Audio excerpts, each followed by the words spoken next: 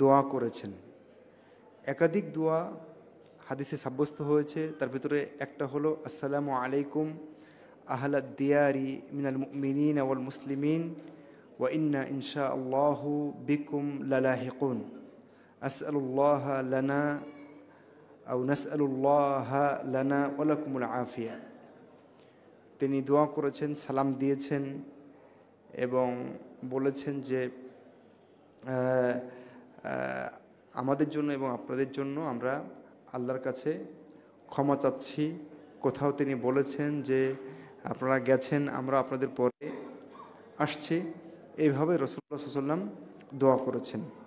রাসূলুল্লাহ সাল্লাল্লাহু আলাইহি ওয়াসাল্লাম কবর জিয়ারত করতে গিয়ে লম্বা সময় দোয়া করেছেন মর্মেও হাদিসে প্রমাণিত আছে। এমনকি রাসূলুল্লাহ সাল্লাল্লাহু আলাইহি ওয়াসাল্লাম সেখানে গিয়ে দুই হাত তুলে দোয়া করেছেন লম্বা সময় ধরে, সেটাও হাদিস দ্বারা প্রমাণিত আছে। তাহলে আমাদের কবরস্থান জিয়ারত করতে গিয়ে খেয়াল রাখতে হবে কয়েকটা বিষয়। তার একটা বিষয় হচ্ছে কি পড়ব, কিভাবে পড়ব, কি করব, কি করব না। এই বিষয়গুলো খেয়াল রাখলে মোটামুটি হয়ে যাবে। তাহলে আমরা কি পড়ব, যে সমস্ত দোয়া হাদিসে সাব্যস্ত আছে সেগুলো পড়ব। এর বাইরে কি দোয়া পড়তে পারবো না? হ্যাঁ, পারবো। আমি মাইয়েতের জন্য এমনকি হাত উঠিয়েও লম্বা সময় ধরে, আমার বাবা সেই কবরস্থানে আছেন, মা আছেন, আত্মীয় স্বজন আছেন, তাদের জন্য আমি বাংলা ভাষাতেও হাত তুলেও দোয়া করতে পারবো, কোনো সমস্যা নেই। তো এটা কিভাবে করবেন? কিবলামুখী হয়ে করলে বেশি ভালো, অর্থাৎ এমনভাবে দাঁড়ানো বেশি ভালো যে কবরটাও সামনে থাকবে, কেবলাও সামনে থাকবে, এটা বেশি ভালো। তবে কেবলা শর্ত নয়, কেবলা শর্ত নয়। এরপরে সেখানে আমি কি উদ্দেশ্যে যাব? সেখানে আমি যাব দুইটা উদ্দেশ্যে। একটা হলো আমার লাভ, আর একটা হলো কবরবাসীর লাভ। আমার কী লাভ? কবর জিয়ারত করলে আমার পরকালের কথা স্মরণ হবে, মৃত্যুর কথা স্মরণ হবে, আমি নিজেকে পাপ থেকে দূরে রাখতে পারবো, নেকির দিকে নিজেকে ধাবিত করতে পারবো। এটা হলো আমার লাভ, আর বেশি কিছু লাভ নাই। এখানে অন্য কোনো লাভ খোঁজার সুযোগ নেই। কেমন?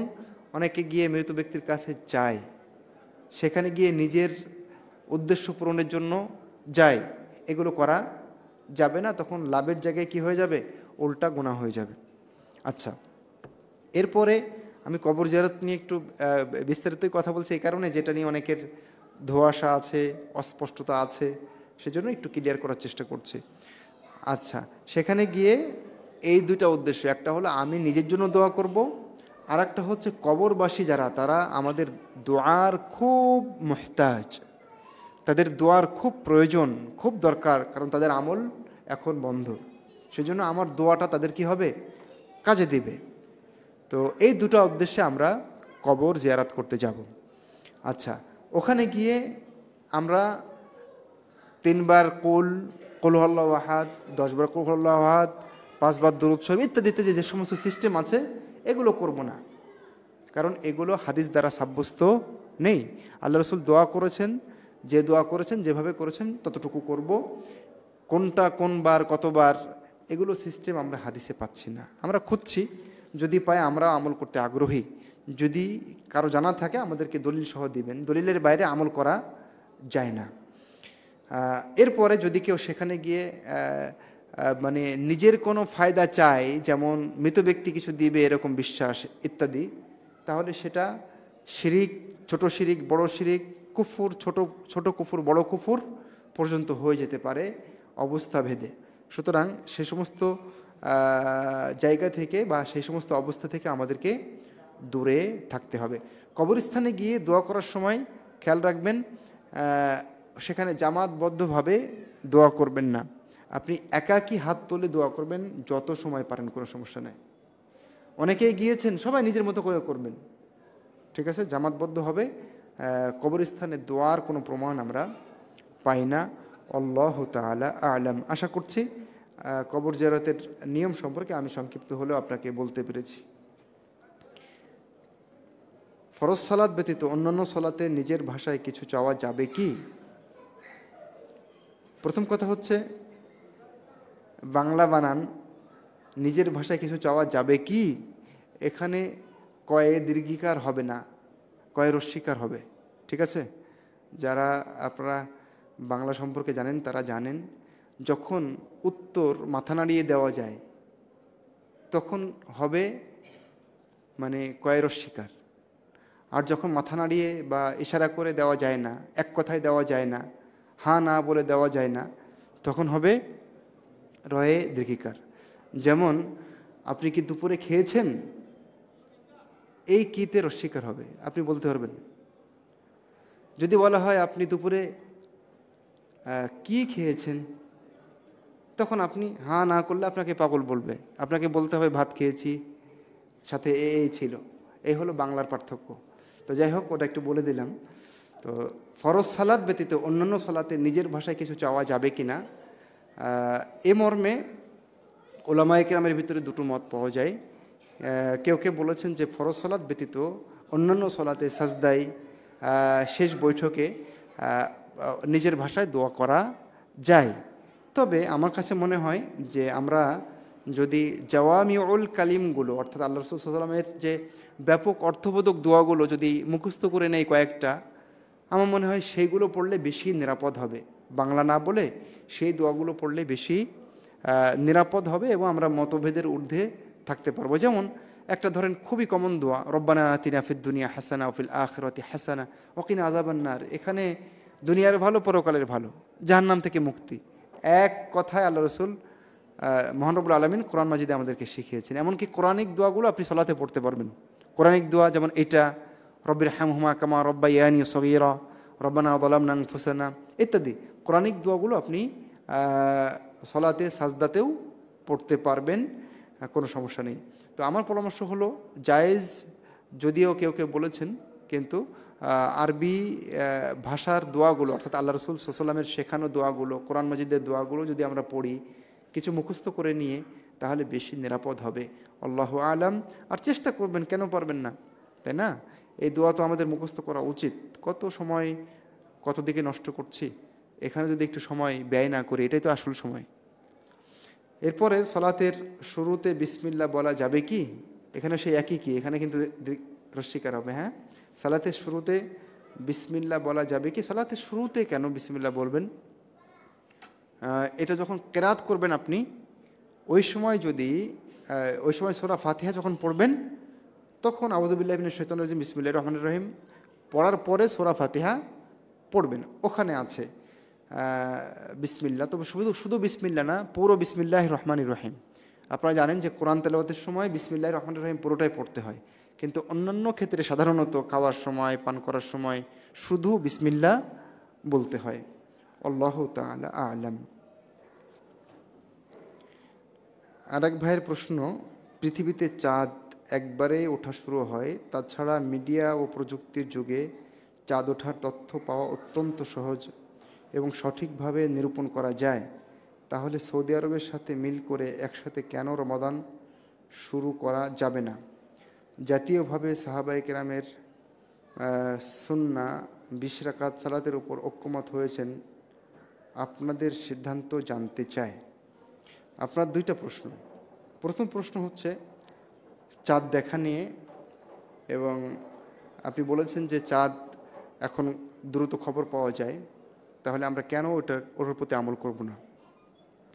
এখানে অনেকগুলো কথা বলার আছে, এ ব্যাপারে আমাদের অনেক কথা আছে, বিতর্ক আছে, কিন্তু আমি আপনাদেরকে বলি যে চাঁদের উদয়স্থল একরকম না, অর্থাৎ একই দিনে সারা পৃথিবীতে চাঁদ ওঠা সম্ভব নয়, এ ব্যাপারে কোনো দ্বিমত নেই।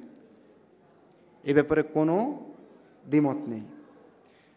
তো এখানে এরপরে যে বিষয়টা আপনি বলেছেন যে আধুনিক যুগে আমরা প্রযুক্তির কল্যাণে খবর পাচ্ছি, তাহলে ওটা কেন আমলে নেব না?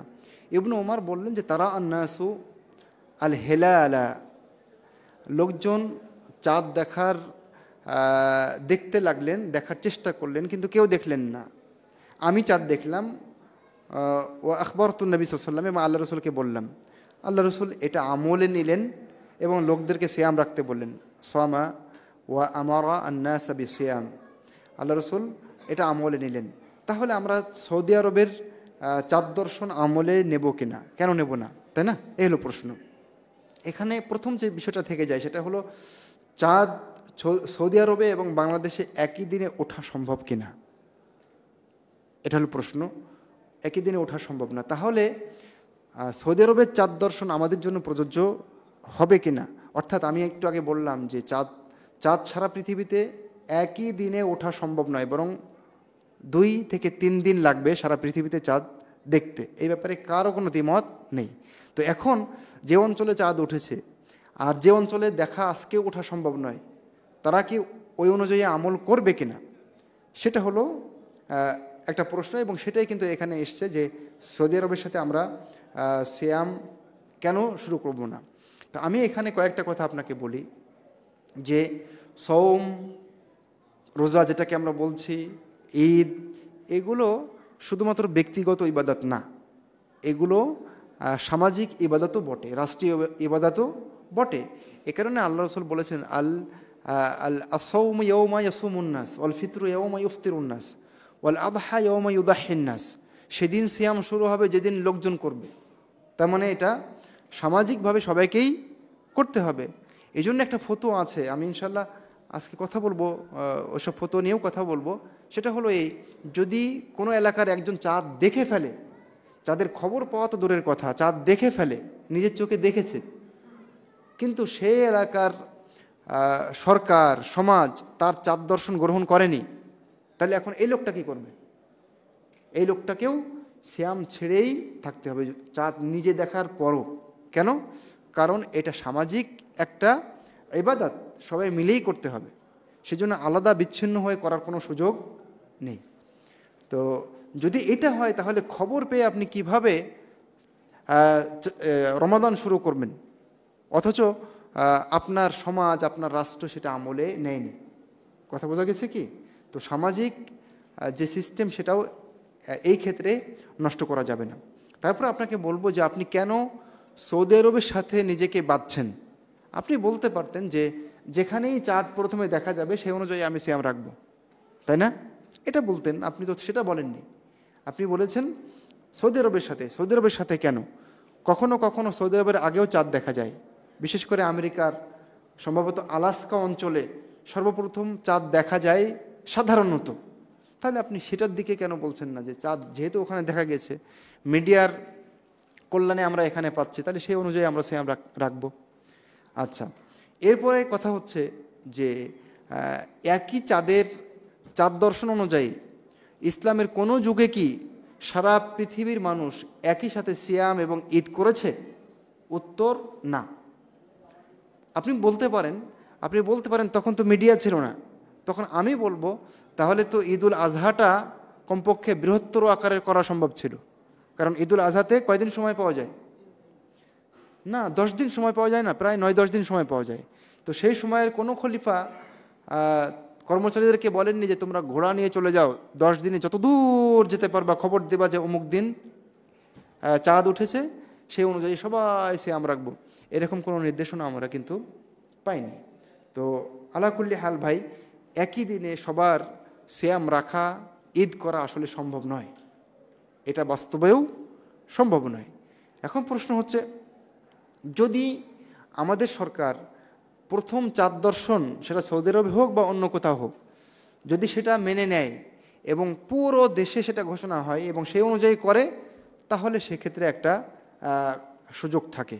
কিন্তু এখন বিক্ষিপ্ত আকারে যেভাবে বিভিন্ন সমাজে আমাদের দেশে হচ্ছে, এতে বিশৃঙ্খলাই বাড়ছে। সুতরাং আমার মনে হয় আমাদের এই ব্যাপারে আমাদের আসল জায়গায় ফিরে যাওয়া উচিত। আল্লাহ তাআলা আ'লাম। এরপরে সাহাবায়ে কেরামের কথা বলেছেন, 20 রাকাতের সালাতের উপর ঐক্যমত হয়েছেন। আপনাদের সিদ্ধান্ত জানতে চাই। আমি খুবই বিনয়ের সাথে আপনাকে বলতে চাই, সাহাবায়ে কেরাম 20 রাকাতের উপরে একমত হয়েছেন, মানে এর দলিলটা আসলে কোথায়? মানে এই ব্যাপারে ইজমা হয়ে গেছে, এর দলিলটা আসলে কোথায়? দ্বিতীয় কথা হচ্ছে যে রাসূলুল্লাহ সাল্লাল্লাহু আলাইহি ওয়াসাল্লাম কয় রাকাত পড়েছেন সেটা কি দেখতে হবে না? তারপরে কথা হচ্ছে ওমর রাদিয়াল্লাহু আনহু যে চালু করেছিলেন সেটা কি 20 রাকাত ছিল? সেটা প্রশ্ন। নাকি ওখানে 20 রাকাতান আছে, নাকি 20 লাইলাতান আছে? 20 দিন না 20 রাকাত, সেটাও এখানে প্রশ্ন রয়ে গেল। তো আলা কুল্লি হাল, সম্মানিত ভাইরা বা যিনি আমাকে প্রশ্ন করেছেন বা এরকম অনেকে প্রশ্ন করে থাকেন, দেখুন আমরা বলি মা আয়েশা রাদিয়াল্লাহু আনহার যে হাদিসটা, যে মা কানা ইয়াজিদু ফি রমাদান ওয়ালা গায়রিহি, আল্লাহ রসুল রমাদানের বাইরে কখনো 11, কোনো কোনো বর্ণায় 13 রাকাতের কথা আছে, এর বেশি পড়তেন না, রমাদানেও না, রমাদানের বাইরেও না। এমনকি রমাদানে রাসূলুল্লাহ সাল্লাল্লাহু আলাইহি ওয়াসাল্লাম যে 3 দিন বা 2 দিন ইমামতি করে পড়েছিলেন না, তো সেই 3 দিন এত লম্বা কেরাত করেছিলেন, সাহাবায়ে কেরাম বলেছিলেন যে আমরা সাহারি আজকে ধরতে পারি কি না। তার মানে কি বোঝা যাচ্ছে যে তিনি সালাতটা লম্বা করেছিলেন। এবং আয়েশা রাদিয়াল্লাহু আনহা সে কথাই বলছেন, তাহলে কম পড়েন আল্লাহ রসুল যেটা পড়েছেন এবং একটু লম্বা করেন, তাহলে এটাই সুন্নাতের সাথে বেশি যায়। এবং 4 খলিফার ভিতরে আবু বকরের আমলেও সেটাই ছিল। তো আমরা চেষ্টা করব। আপনারা অনেক সময় বলেন যে সৌদি আরবে আছে, আসলে সৌদি আরব দলিল নয়, মক্কা মদিনা এগুলো দলিল নয়। দলিল কি? দলিল হলো কোরআন এবং হাদিস। সুতরাং কোরআন এবং হাদিসে কী আছে সেটাই আপনারা দেখার চেষ্টা করবেন। আর বিশেষ করে এখন কিন্তু সৌদি আরবেও 20 রাকাত আর নাই, সেটা আমাদের খেয়াল রাখতে হবে। তো যদিও নাই, কিন্তু ওটাকে আমরা দলিল হিসেবে পেশ করতে চাই না, কারণ সৌদি আরব কোনো দলিল নয়। তো যাই হোক, সর্বশেষ কথা হচ্ছে 20 রাকাত পড়ার ব্যাপারে একটি হাদিস আমরা পাই, সেটা 20 রাকাত পড়ার ব্যাপারে না, 11 রাকাতের চাইতে বেশি পড়ার ব্যাপারে। সেটা হলো সলাতুল লাইলি মাসনা মাসনা, সলাতুল লাইলি মাসনা মাসনা, রাতের সালাত 2 রাকাত করে পড়তে থাকবে। ফাইদা খাশিয়া আহাদুকুম সুবহা ফালিউতির, যখন তোমাদের কেউ সকাল হয়ে যাওয়ার আশঙ্কা করবে তখন ছেড়ে দিবে, বেতের পড়ে তারপরে সাহারি অন্যান্য কাজে লেগে যাবে। তো এই হাদিস থেকে ওলামায়ে কেরামের একটা দল বুঝেছেন যে হ্যাঁ, শুধু 8-3-11 বা 8-5-11 নয়, বরং যদি কেউ বেশিও পড়তে চায়, যেহেতু নফল সলাত, তাহলে এই হাদিসের আলোকে পড়ার সুযোগ রয়েছে। তবে সেটা 20 রাকাতের ভিতরে সীমাবদ্ধ করতে হবে কেন? না, বরং আপনি 20 রাকাত পড়েন, কোনো দিন 30 পড়েন, কোনো দিন 36 পড়েন, কোনো দিন আরও বেশি পড়েন, কোনো দিন একটু কম পড়েন, এইভাবে আপনি করতে পারেন। জায়েজ আছে মর্মে এই হাদিসের আলোকে অনেক আলেম ওলামা মন্তব্য করেছেন।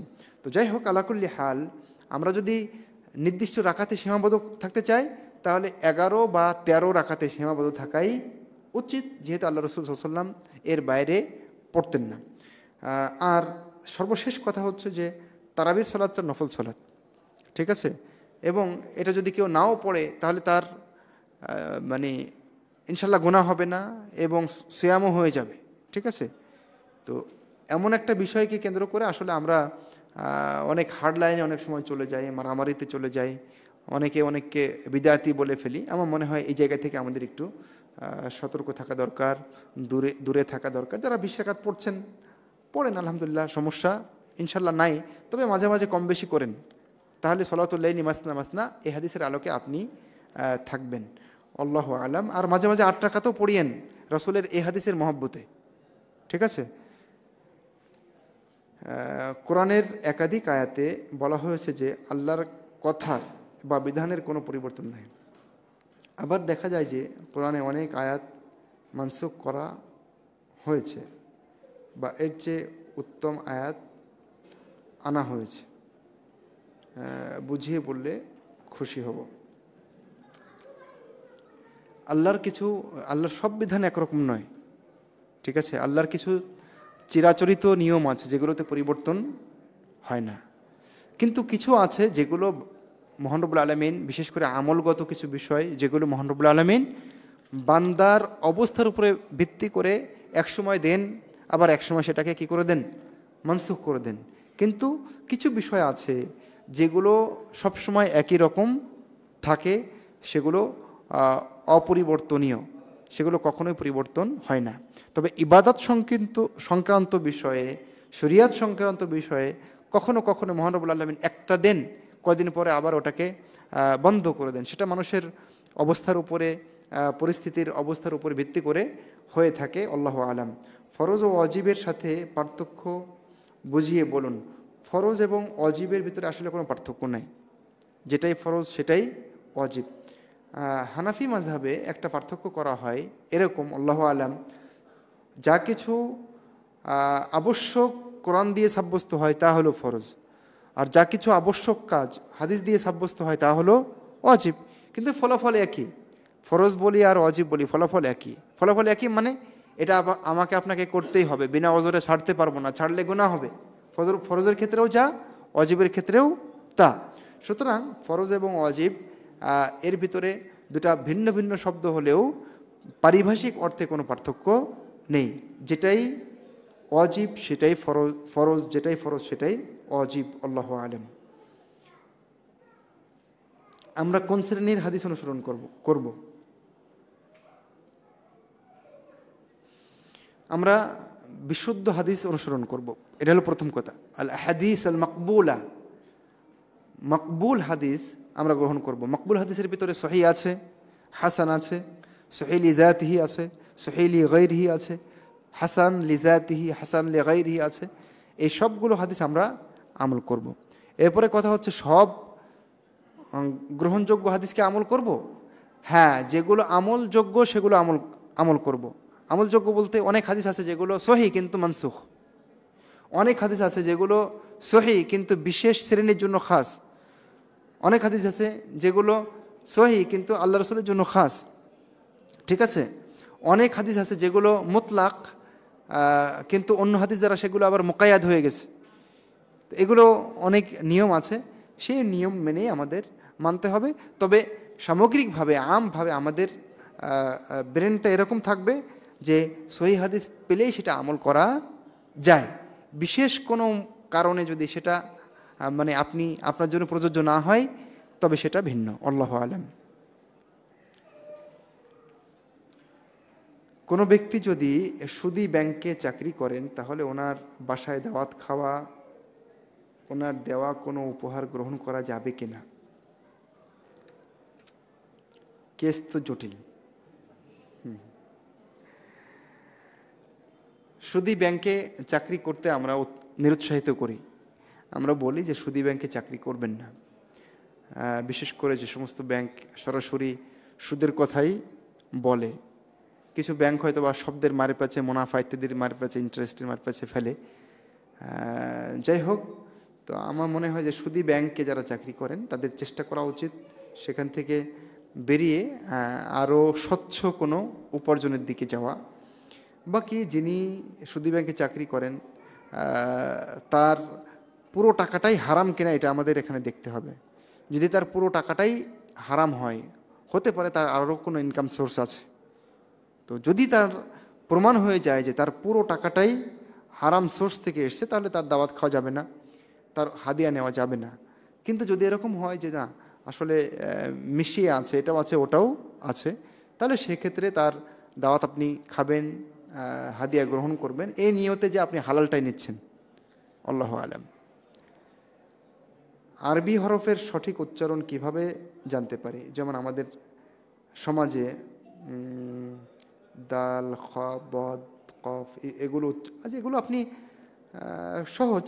এই যে আজকে কোরআন তেলাওয়াতের শিক্ষার যে কোর্স এখানে ঘোষণা হয়েছে না, সালাতের পরে, জুমার পরে, আপনি এখানে অংশগ্রহণ করেন তাহলে সব শিখে যাবেন ইনশাআল্লাহ, অনেক কিছু শিখবেন। এটা ভালো কারির মাধ্যমে শিখতে হবে, বিকল্প পথ নাই। শেষ। আমরা সর্বশেষ প্রশ্ন আজকের নিচ্ছি। আমার 2.5 বছরের একটা মেয়ে আছে, ভুলবশত গর্ভধারণ করে ফেলেছি। আমি সম্পূর্ণ একা থাকি, এখন বাচ্চা নেওয়া আমার জন্য খুবই কষ্টকর হয়ে যাবে। বাচ্চাটা কি নষ্ট করতে পারবো? জি না, নষ্ট করবেন না। আপনি মনে রাখবেন এই যে 2.5 বছরের মেয়েটা না, ঠিক একটু কয়দিন কষ্ট করবেন, এরকমই ফুটফুটে একটা মেয়ে আপনার ঘরে আসবে। তো সে দুনিয়া আসলে কি আপনি মারতে পারতেন? তো পেটে এসে গেছে, আপনি কেন নষ্ট করবেন? আপনি একা থাকেন আর যেভাবেই থাকেন না কেন আল্লাহ আপনাকে সাহায্য করবেন। নিয়ত করেন ঠিক এরকম ফুটফুটে একটা বাচ্চা আপনার কোলে কয়দিন পরে আসবে, আপনার বুকটা ভরে দিবে, তাই না?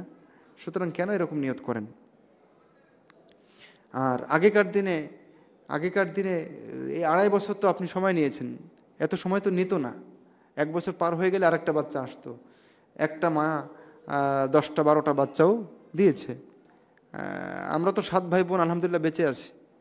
আরও মারা গেছে 3-4 জন। আলহামদুলিল্লাহ মা তো সুস্থ আছেন এখনও। তো দুর্বল হওয়ার কারণ নাই। বাচ্চা এসে গেছে আল্লাহর অনেক বড় নিয়ামত। কত মানুষ বাচ্চা চেয়ে চেয়ে পাচ্ছে না। সেজন্য কখনোই এখানে দুর্বল হবেন না।